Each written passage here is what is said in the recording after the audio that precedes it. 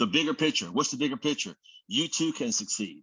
And with that said, let's get our regional director on here who does such a fabulous job. Folks, I want to present to most, and some have never heard of him before because we got some new ideas on the call. He hails the San Diego area. He's one of the best leaders down there and is growing a phenomenal business across the United States and other countries. He's also got a beautiful daughter, and I've been watching her grow through the years. And I tell you what, we're going to get him a shotgun shells this year for Christmas.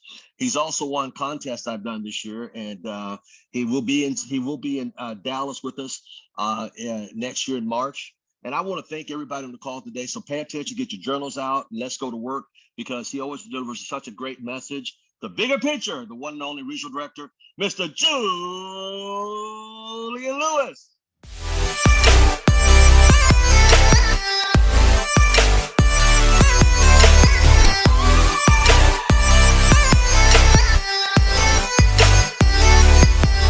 Good boy.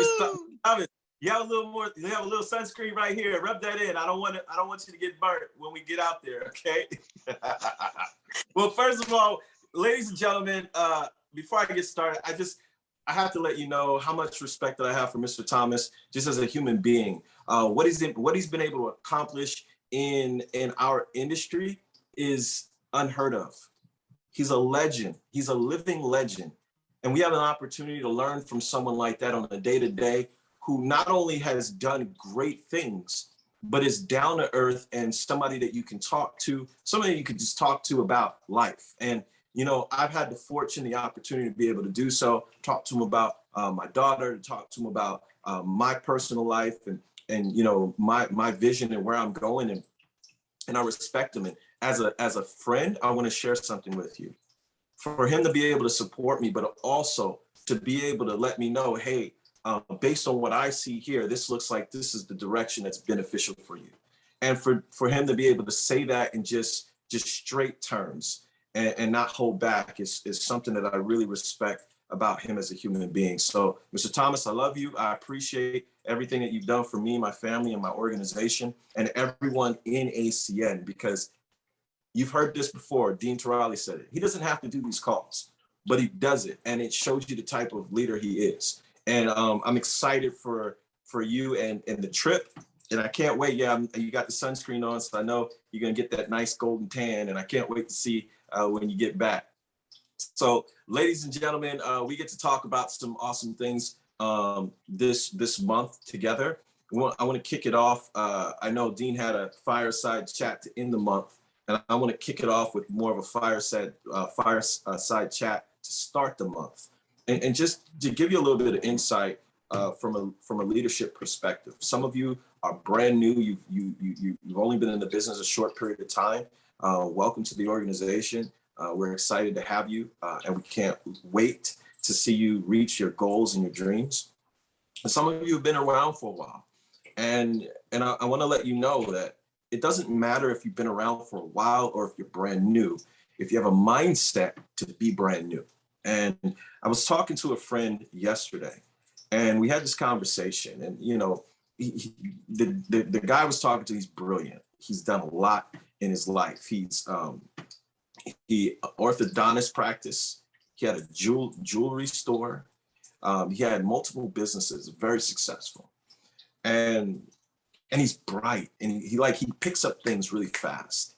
And we're talking, and he said, you know, just between you and I, sometimes I get irritated with people because they don't pick up things so fast. And we were talking about just, you know, what it means to be smart and what it means to be intelligent and things like that. And he said, Julian, you don't seem to get irritated by certain things anymore.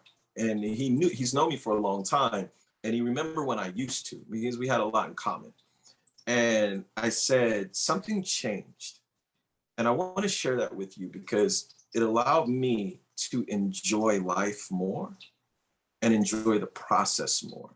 And so what I told him is, I was able to look at things like I did as a child. And just hear me out with this. I shared with him that, you know, I used to get irritated, but even now today, as as insane as people can be, because, you know, we have these different groups, and AI creates, you know, an algorithm where one group of people hears a certain message over and over again. It becomes an echo chamber, and they become galvanized in this radical way of thinking. And then the other group, because they have different beliefs, think they're different, but they're exactly the same, because they get this, a different message, but just like the other group, they get a message and it becomes an echo chamber, and they become galvanized in it. And even the things that they don't agree on, they let it slide because they want to belong to something. And they'd rather ignore the things that they don't believe so that they can belong to the unit. And so now you have both of these groups that are exactly the same, but because they only see where they're different, they fight on those differences, right? And so that's what we have nowadays. But I told him, I instead of being angry at the messages, instead of being angry at the person, I get fascinated as to why. Why? Like when I hear something, I say, wow, that's wild. I would never think that way. And instead of attaching my identity to or my beliefs or saying that the way they think is attacking me, I get fascinated by what led them to think that way. And now it becomes fun. Now it becomes interesting. And what happened is, I told him, thinking that way has led me back to being like a kid. Because when you think about it as a kid, we don't have expectations. As a kid, and I'm not talking about when you become an older kid, but when you're a kid, all you want to do is explore. You want to figure it out. You want to ask my daughter's favorite question, and anyone that's had kids, you know this, her favorite question is why? Why? Right? And so it's not because she wanted to bombard me and have me question my whole existence and all the things that I didn't know, right? Because a lot of the whys, I'm like, wow, I don't even know why. But it was really because she was interested. In fact, kids try to learn how to walk fast just so that they can go over there and figure out what that is and why. And we lose that as adults. And you know what we traded in for? We traded in for looking a certain way. We traded in for looking smart. We traded in for representing something. And we lose ourselves in the process. And you know what else we lose? We lose the love of the process. We lose our love for the experience. And that's why I truly believe that ACN can be difficult for most people. It's because we've gotten so used to being experts in our subjects. We've gotten so used to looking polished. We got so used to being professional. All of these things, and all of it is BS. All of it. I sat down with a individual. This was before the pandemic, and everyone was dressed like they were trying to show their best. I had just come from doing something where I couldn't get changed, and we were having a conversation, and I was dressed similar to the way I am right now. And the conversation, we're talking, and I was just being me, showing up, adding value. And at the end of the conversation, the most successful guy at the table, I had to leave a little earlier, and he got up to greet me on the way to the door. And he handed me his card. And you know what he said? He said, "You can't hide money." And he said, "We need to talk." I wasn't dressed like anyone at the table. But there's a presence, there's an essence, there's an understanding. And so, although I would never tell you to wear a hoodie into a business meeting, you really need to get grounded on who you are and your presence, because you can be in that suit and your presence can say otherwise. And the way you show up physically might be able to get you in the door, but the way you show up mentally won't be able to keep you there. And so we're having this discussion, this conversation about people and life and frustration. And I realized, and it was like a light bulb moment for me, all of the people that are the closest to me have noticed that I've been more calm, more happy, more joyful, more present. And I started thinking, I mean, everyone, I started asking them questions. And I'm like, yeah, it's something that they've all noticed. And it dawned on me, one of the biggest reasons, and it's going to help you in your business. One of the biggest things that I removed. Wait, first of all, before I say it, who thinks they know what it is? Does anyone know? I removed something from the way that I think about things. And it changed the way I show up in everything. Nope, fear will always be there because you're human. Non-negativity will always be there too. Because you're human, it's a default. It sucks, but it is. Your emotions. T, oh my goodness. You better text me after this call, woman. I miss you and Ken, by the way. I love you guys. T got it. T LaDue Hayes. T LaDue Hayes said it. I removed expectation. Oh my goodness. And you know what? Everything's been so amazing. And I realized I need to talk to my ACN family about this. Your expectations are crushing your dreams. Your expectations are keeping you from finding your best. Your expectations, listen, are not allowing you to break past your limitations. Because we get frustrated because what we expect to show up in life doesn't line up with what actually does. And so a lot of the times it becomes anticlimactic. But what I've noticed is I'm going to give you an example. All right, so pandemic 2020 was a doozy, wasn't it? It was a strange time, and Friday night was crazy for me because I pulled up to a drive-through Starbucks, and In-N-Out was next to it, and it was after the work week. And I was blown away. It was like there was no pandemic, never even happened. There were so many people out. There were so many people having fun. There was the energy of getting off the work week, and it was familiar. It reminded me of before, right?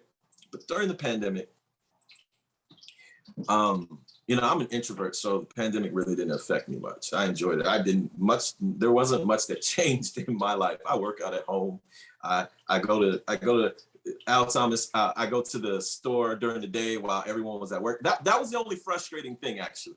Mr. Thomas, I'm sure you could probably agree. The lines were longer because everyone was home. And I'm like, why are all these people at the grocery store, right? En masse. So it was funny. But while I was during the pandemic, December 2020,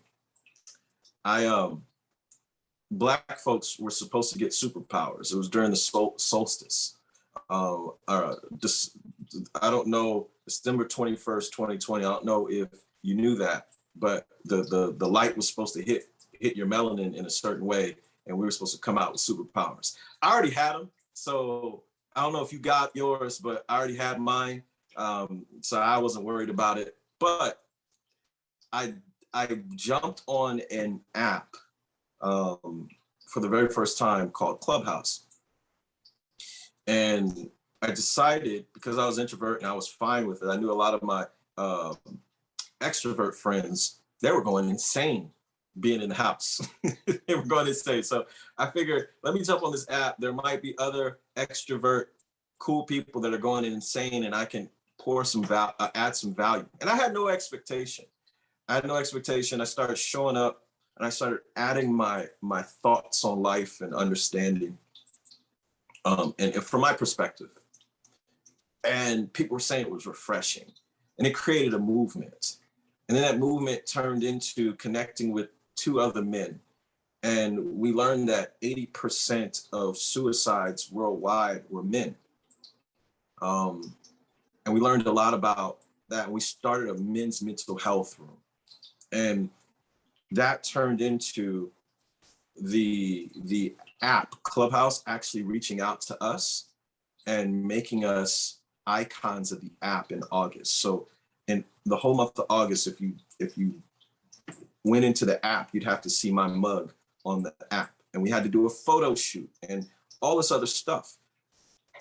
And it led to, here's what it led to: no expectation. It led to connecting with a gazillion people that I would have never connected with. What does that look like? Relationships, networking, exposures, opportunity to present. You guys see what I'm saying? I didn't have any expectation, and it was so refreshing. And I realized something. In my early years in ACN, in network marketing, I used to get frustrated because I used to go out to prospect. And I remember one of my mentors a long time ago said, don't go out to prospect. Prospect as you go out. And, you know, I'm like, nah, I want to go out. I want to get as many numbers as I can. And that's what it was. I would have an expectation. And that's why I didn't like to prospect. I was good at it, but I didn't like it. And what happened with this experience of not having an expectation, but just showing up, being myself and doing what was important to me, I got all this opportunity. And I recommend that you do the same. Like, don't expect someone to say yes or no. Don't expect it. Just add value and let them show up the way they're going to show up. Don't expect when you open your mouth to talk to someone that they're going to want you to take your number. Just add value and share the chance to do it, and let them land however they're going to land. And you know what it really, really boils down to in ACN? This concept of sorting. Did you know that when you purely sort, what you're doing is that you're actually doing the business without expectation? You're allowing them to show up however they're going to show up, and you're cool either way. And when I started adding those concepts to my life, things that I learned in ACN, everything became fun. Signing up people became fun because they really wanted to do it. I didn't convince all the people all last year, Mr. Thomas, that joined our team, all of them that were getting to executive team leaders 7 to 10 days. You mentioned Jekko was on here. Jekko was a part of that movement. We crushed it during the pandemic. Here's what was funny. We didn't convince any of those people. People were asking, what are you saying different? How are you getting to? The reason why they were getting to executive team leaders so fast is because we had no expectation. We were just sharing the opportunity with so many people, and we were allowing the cards to fall wherever they did. And then the people that joined us really actually wanted to do the business. It wasn't like we were convincing them, and then we said, here's what you got to do. And they would do it on their own most of the time. Hey, you got to get these services, become your own customer. They would say, cool, I'll do that. Where do I go? They'd sign up for the services themselves. They'd get there in 7 days. Why? Because we didn't have to push them. And it was so much fun because we didn't have to push them. There's 2 ways of doing ACN. Look at my shirt. It says dream, build, scale, impact. And I'm going to take a few minutes just to share this with you, because one thing I learned about myself, I'm comfortable with who I am now.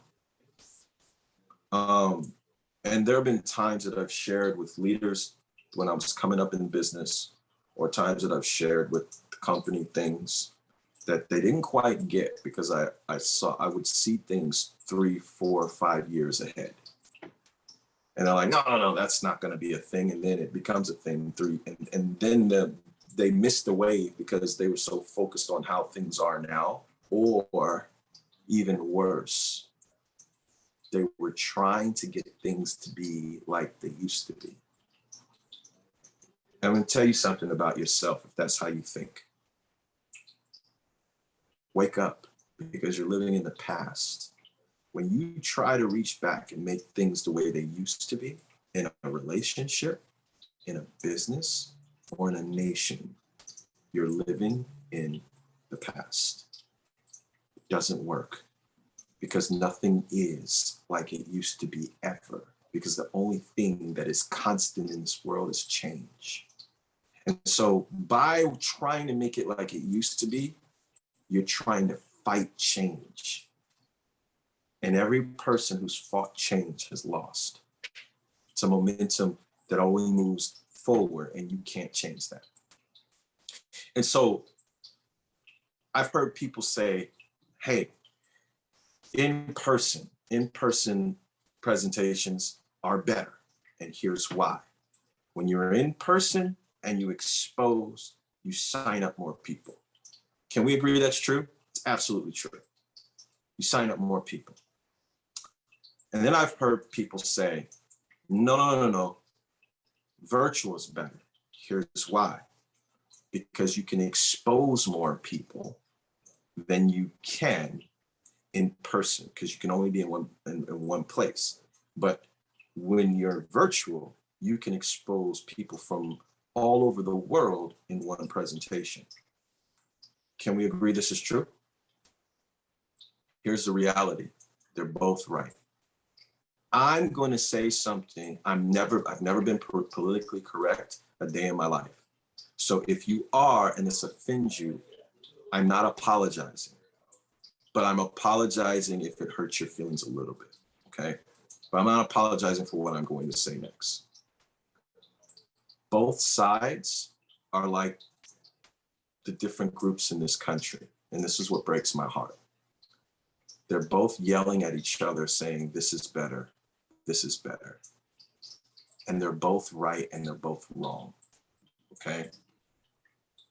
It doesn't make it better because you can sign up more people in person.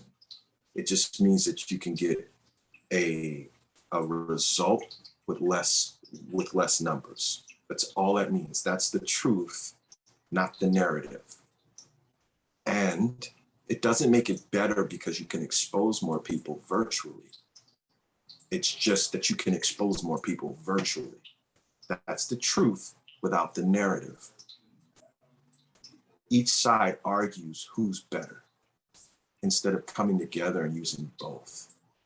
Because what I've noticed, and I want to share this with all of you, notice leaders who lean towards in person, they don't just promote in person, they talk down virtual.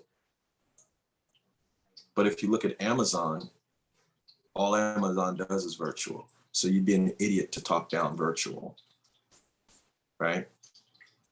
And then people that do virtual, they talk down in person.